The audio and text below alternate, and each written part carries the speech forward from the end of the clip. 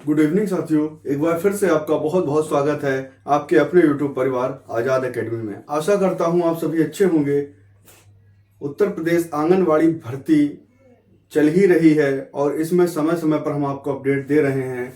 अभी पिछली वीडियो में हमने आपको बताया था कि जो 5 जिले जिनमें लिंक एक्टिवेट हुए हैं उसमें आप फॉर्म अप्लाई कर सकते हैं। देखिए, इसके अब documents verification dB documents verification बहुत ही जल्द होने वाला है। तो इसमें डॉक्यूमेंट्स वेरिफिकेशन में आपको क्या क्या मतलब डॉक्यूमेंट्स आपको अपने पास रखने हैं, किसकी फोटोकॉपी करा के रखनी है, क्या वेरिफिकेशन करा के रखना है, ये सब कुछ अभी से आप रख के चलिए, क्योंकि जनवरी अंत तक या फरवरी स्टार्ट में इसका डॉक्यूमेंट्स वेरिफिकेशन 100% शुरू हो जाएगा। अब हर जिले का ऐसा नहीं कि सारे जिलों का शुरू हो जाएगा।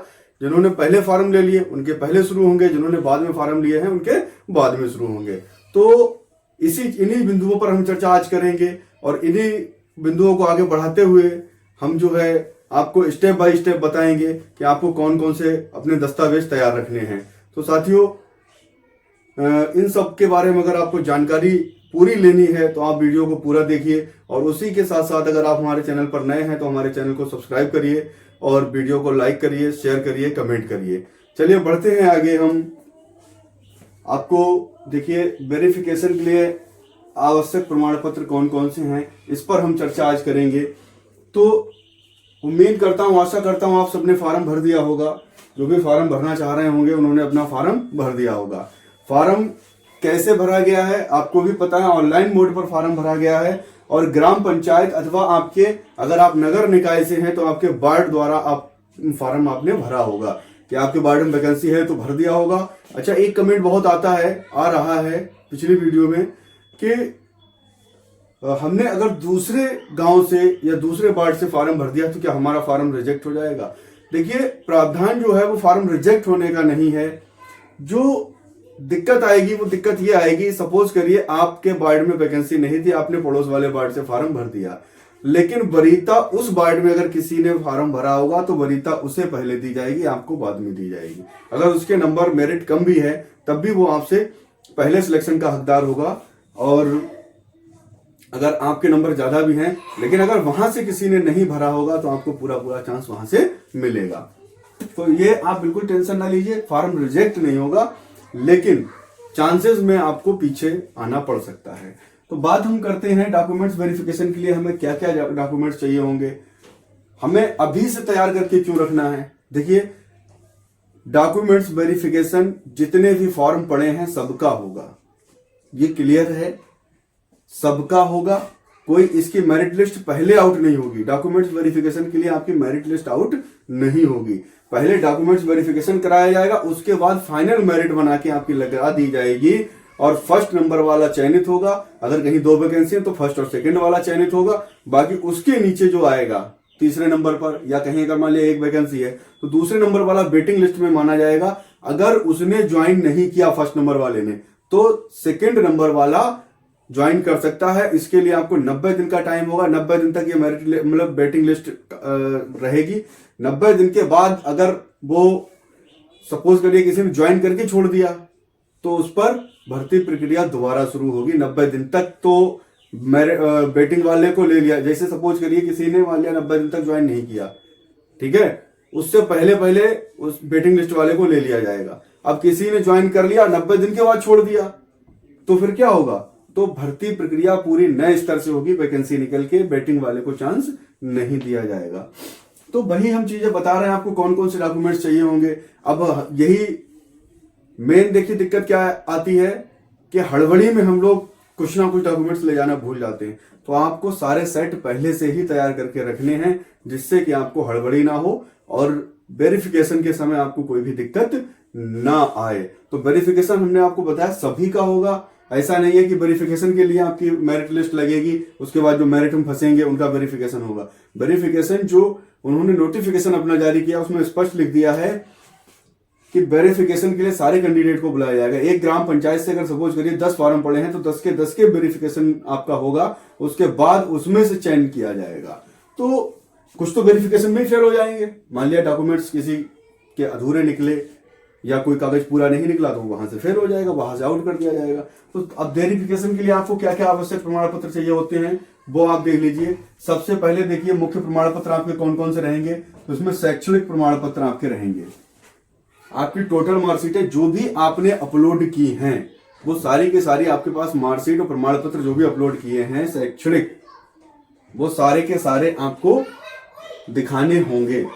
ठीक है, वेरिफिकेशन के समय आपको ये चीजें दिखानी होंगी। तो सबसे पहले अब जैसे किसी ने टेंथ का हो गया, टेंथ के लिए जन्म तिथि प्रमाण के लिए टेंथ का लगा लेते हैं, वरना इसका मिनिमम क्वालिफिकेशन जो है 12th है। तो आप कोई बात नहीं, आप 10th का भी लेके जाइए, 10th का लेके जाइए, 12th का लेके जाइए। मार्कशीट और प्रमाण पत्र दोनों ही चाहिए हैं, सर्टिफिकेट और मार्कशीट दोनों लेके जाइए। अगर अब जैसे मान लिया किसी ने पुराना जिसका हाई स्कूल इंटर होगा उसे सर्टिफिकेट मार्कशीट अलग अलग मिले होंगे, और जिनका नया है ठीक है उन्हें एक ही में, अब तो एक ही में मिलने लगा तो एक में है तो और अच्छी बात है। किसी ने अगर ग्रेजुएशन किया है, बीए या बीएससी की है, तो बीए बीएससी की मार्कशीट और इसकी डिग्री दोनों चीजें चाहिए होंगी। ठीक है, लगाया। इसी तरह किसी ने एमए या एमएससी का लगाया है तो इसमें भी आपको मार्कशीट या डिग्री, अब देखिए डिग्री चाहिए होगी। हो सकता है रिलैक्सेशन दे दें, कुछ जिलों में दे भी सकते हैं, कुछ जिलों में नहीं भी दे सकते हैं। अब अगर आपके पास डिग्री नहीं है तो अभी आपके पास मौका है, इन दोनों की आप डिग्री निकलवा के रख लीजिए। जिस यूनिवर्सिटी से भी आपने बीए या एमए बीएससी एमएससी किया है वहां से अपनी आप डिग्री निकलवा लीजिए, क्योंकि डिग्री निकलने में थोड़ा टाइम लगता है। अगर ओरिजिनल डिग्री नहीं निकल पा रही है तो आप प्रोविजनल डिग्री निकलवा लीजिए, ऑप्शन है, लेकिन आपको ये निकलवा के पहले रख लीजिए, क्योंकि आगे आपको दिक्कत हो सकती है अगर आप नहीं लगाएंगे तो।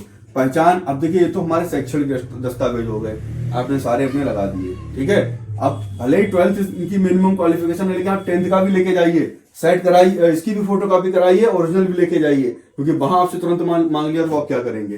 फिर उसके बाद देखिए पहचान प्रमाण पत्र में आपका कोई भी सरकारी आपके पास पहचान पत्र होना चाहिए। इसमें आपका आधार हो गया, वोटर कार्ड हो गया या पैन कार्ड हो गया, ठीक है, या डीएल हो गया। अब आपके पास जो भी आपने उसमें लगाया है वो आप उसकी फोटोकॉपी और असली दोनों ही लेके जाना है। तो ये आपका पहचान के लिए आपका प्रमाण पत्र हो गया। तो ये आपके हो गए। दूसरा निवास प्रमाण पत्र, देखिए निवास तो कंपलसरी है ही है, आप कहां के रहने वाले हैं जरूरी है। तो निवास प्रमाण पत्र सक्षम अधिकारी द्वारा जारी, एसडीएम जारी करता है इसे। ठीक है, तो सक्षम अधिकारी द्वारा जारी आपके पास निवास प्रमाण पत्र होना चाहिए और इसका सत्यापन भी निकलता है। तो कैफे से आप सत्यापन करा के रख लीजिए, इसका सत्यापन एक निकलता है, वो निवास प्रमाण पत्र के साथ सत्यापन भी करा के, क्योंकि इनका सत्यापन होना है। हो सकता है वो वहां भी कर सकते हैं ऑनलाइन, या आप निकलवा के ले जाएं, वो भी सही है। ठीक है, वो अपने आप भी करके देख सकते हैं। इसी तरह देखिए अगर आप ओबीसी एससी या एसटी से बिलोंग करते हैं तो आपके पास जाति प्रमाण पत्र होना चाहिए। यह भी आपका सक्षम प्राधिकारी द्वारा निर्गत होना चाहिए। ये तहसीलदार निर्गत करता है, तो ये भी आपका जो है जाति प्रमाण पत्र भी आपके पास होना कंपलसरी है अगर आप आरक्षित वर्ग में आते हैं तो। ठीक है, ये हो गया।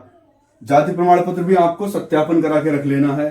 आय प्रमाण पत्र, अगर आपने अपने आप को बीपीएल दिखाया है या मतलब बीपीएल दिखाया है, या आपने अपने आप को आय को अपनी कम दिखाया है, तो उसके लिए आपको आय प्रमाण पत्र भी चाहिए होगा। इसका भी आप सत्यापन कराकर रख लीजिए। तो ये आय प्रमाण पत्र हो गया। ठीक है, तो ये 3 प्रमाण पत्र, अब 3 ये तो सभी को चाहिए, ये आरक्षित वर्ग वालों को चाहिए, और ये जो गरीबी रेखा से नीचे वाले हैं उन्हें भी चाहिए। हालांकि जो ऊपर है वो भी आय प्रमाण पत्र तो सभी ने लगाया होगा, आय प्रमाण पत्र तो सबको चाहिए है। आय के हिसाब से भी इसमें थोड़ा सा सिलेक्शन में देखा जाता है, अगर आय कम है तो आपका सिलेक्शन पहले होगा, आय ज्यादा है तो सिलेक्शन बाद में होगा। ठीक है, तो आय प्रमाण पत्र और निवास प्रमाण पत्र ये तो दोनों कंपलसरी है। जाति प्रमाण पत्र केवल ओबीसी एससी एसटी वालों के लिए चाहिए, जनरल वालों का तो जाति प्रमाण पत्र बनता ही नहीं है। ठीक है, तो ये आपके ये तो हो गए प्रमाण पत्र, सारे चाहिए हैं। इसके बाद आपने जो ऑनलाइन आवेदन किया है उसका प्रिंट आउट निकलवाया होगा, उस प्रिंट आउट की फोटो कॉपी करा लीजिए।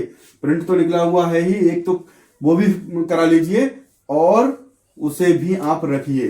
ठीक है, ये भी आपको लगाना है। भरा हुआ आवेदन पत्र, भरा हुआ का मतलब जो कंप्लीट आपने ऑनलाइन भरा है उसी की आप प्रिंट आपने निकलवाया होगा, नहीं निकलवाया है तो पीडीएफ में आप निकलवा के रख लीजिए, ठीक है। और हाल ही का फोटो, कम से कम 5-6 फोटो बनवा लीजिए, ठीक है। कहीं भी लगाने की जरूरत पड़ सकती है, हालांकि 1-2 फोटो तो चाहिए है, लेकिन फिलहाल कुल मिला के आप 6 फोटो कम से कम बनवा के रख लीजिए, और 6 फोटो आपके काम देंगे।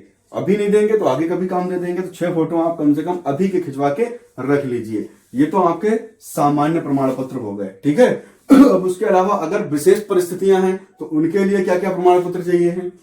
जैसे कोई विधवा महिला है तो इसे वरीयता दी जाएगी। अगर कहीं ग्राम पंचायत से, फिर बता दे रहा हूं एक बार, किसी ग्राम पंचायत से अगर विधवा महिला ने डाल दिया है तो मेरिट काउंट नहीं होगी, सीधे सीधे विधवा का उठा के कर लिया जाएगा, कितना भी कम नंबर हो, चाहे ये इंटर पास ही हुई हो, फिर चाहे एमए वाले बैठे रहेंगे, इसका सिलेक्शन हो जाएगा। कोई भारांक नहीं दिया जाता है, ऐसा नहीं कि भारांक दिया जाएगा कि इसे भारांक कितना दे दिया, इसका सीधे सीधे उठा के सिलेक्शन कर लिया जाएगा। विधवा को प्राथमिकता दी जाएगी, तलाकशुदा या परित्यक्ता जो महिलाएं होती हैं उन्हें प्राथमिकता दी जाएगी। तो ये दोनों सिचुएशन अगर हैं तो अब ये तो आपके ग्राम पंचायत से, आपके वार्ड से जो भी फॉर्म पड़े हैं, अगर उन फॉर्मों में किसी ने, इस सिचुएशन वाले ने फॉर्म डाल दिया तो आप समझिए कितनी भी हाई मेरिट हो आपकी, ग्रेजुएशन पोस्ट ग्रेजुएशन सब कुछ हो आपका, लेकिन सिलेक्शन आपका नहीं होना है। सिलेक्शन इन्हीं दो में से एक का होगा। अब सपोज करें किसी वार्ड से या ग्राम पंचायत से एक से अधिक विधवा ने डाला है या उनमें तलाकशुदा है, एक से अधिक फार्म है, ऐसे विशेष परिस्थितियों वाले पड़े हैं, तो इनकी मेरिट बनेगी, इनकी मेरिट सामान्य वालों की नहीं बनेगी, इन्हीं की मेरिट बनेगी। फिर इनमें से देखा जाएगा कि ऊपर कौन है, नीचे कौन है। उसके बाद अगर मेरिट भी, शैक्षणिक मेरिट भी समान है, फिर इनकी डेट ऑफ बर्थ देखी जाएगी, ठीक है। तो ये चीजें, अब जो उम्र में ज्यादा होगा उसका सिलेक्शन होगा, अगर उम्र भी सेम है तो अल्फाबेट देखा जाता है। ये तरीके हैं इसका मेरिट बनाने के, ठीक है। तो सीधी सी बात है, अगर इन दोनों में से किसी ने भी फॉर्म डाल दिया तो जनरल वालों को कोई उसमें मतलब जो है कोई उनके लिए ऑप्शन नहीं बचता है सिलेक्शन के लिए, क्योंकि वो तो 100% इन्हीं का होगा, चाहे मेरिट कितनी भी कम क्यों ना हो। तो अब हम बात कर रहे हैं कि ये तो आपके सारे हो गए। अब विधवा के लिए कहां, ग्राम पंचायत अधिकारी या निकाय द्वारा, ठीक है, नगर निगम या नगर पालिका जारी करती है मृत्यु प्रमाण पत्र और जन्म प्रमाण पत्र दोनों, या तो ग्राम पंचायत अधिकारी जारी करता है या नगर पालिका या नगर निगम जारी करता है, ठीक है। तो मृत्यु प्रमाण पत्र होना चाहिए, पति की मृत्यु हो गई तभी तो विधवा होगी, तो इसका आपके पास मृत्यु प्रमाण पत्र होना चाहिए, ठीक है। उसके अब देखिए मृत्यु प्रमाण पत्र से भी काम चल सकता है, लेकिन कुछ जिलों में आपका परिवार रजिस्टर की प्रमाणित नकल भी मांग सकते हैं, तो इसलिए परिवार रजिस्टर की प्रमाणित नकल भी आप करा के रख लीजिए। अब अगर परिवार रजिस्टर में नाम नहीं कटा है, ठीक है, वहां लिखा होगा आपके परिवार का नाम नहीं कटा है, तो उसे कटा लीजिए, मिलके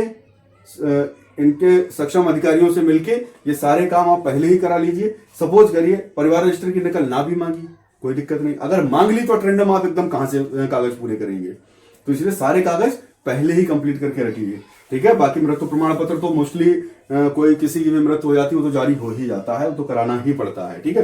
तलाकशुदा के लिए न्यायालय से तलाक होना जरूरी है, ऐसा नहीं कि खाली अलग अलग रहने लगे और उन्हें कह दिया हाँ हमारा तलाक हो गया। न्यायालय का जो विधिक आदेश होगा, एक आदेश जारी होता है कि हाँ तलाक इन लोगों को हो चुकी है, वो आदेश होना चाहिए। तो ये सारे डॉक्यूमेंट्स चाहिए हैं आपको डॉक्यूमेंट्स वेरिफिकेशन के समय।